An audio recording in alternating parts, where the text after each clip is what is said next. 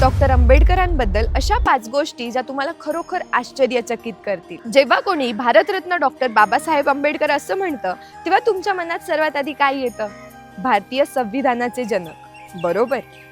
सामाजिक जीवनात वेळोवेळी निर्माण होणाऱ्या प्रश्नांचा शास्त्रशुद्ध पद्धतीने व सखोल अभ्यास करून ते त्याच्यावर भाष्य करीत। हिंदू समाजात अमूलाग्र सुधारणा घडवून आणण्यासाठी ते अत्यंत तळमळीने कार्यरत होते। परदेशातून अर्थशास्त्रात PhD करणारे ते पहिले भारतीय होते। ते त्यांच्या पालकांचे 14वे आणि सर्वात लहान मूल होते। कष्टात जन्मलेले परंतु राष्ट्र बदलण्याचे ध्येय घेऊन जन्माला आलेले।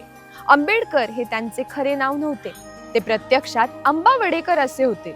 त्यांचे शिक्षक महादेव आंबेडकर यांनी शाळेत नोंदणीमध्ये ते नाव बदलले आणि तेच नाव आज इतिहासात अमर झाले। त्यांच्या वैयक्तिक ग्रंथालयात राजगिर्यामध्ये 50,000हून अधिक पुस्तके होती। हो, 50,000हून अधिक। ते जगातील सर्वात मोठे खाजगी ग्रंथालय होते। ज्ञान हीच खरी शक्ती असे ते नेहमी म्हणत। त्यांनी जगातील प्रत्येक प्रमुख भाषेचा अभ्यास केला होता आणि तोही तब्बल 21 वर्ष, फक्त मानवतेला चांगल्या प्रकारे समजून घेण्यासाठी। त्यांनी 2 वर्षात 8 वर्षांचा अभ्यास पूर्ण केला। कसा?